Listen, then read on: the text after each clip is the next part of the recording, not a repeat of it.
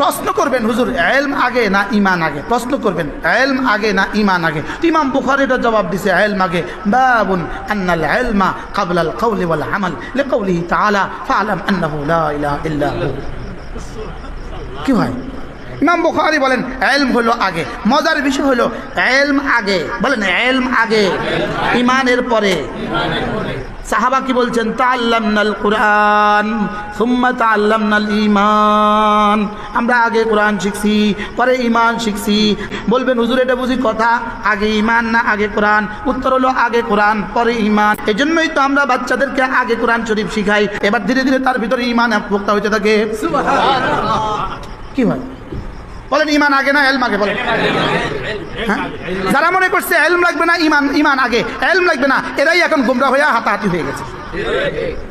আপনারা ঠিক না বললেও ঠিক, যদি আপনারা কারো বুঝে না আসে তার হলো ওই কথা ঠিক।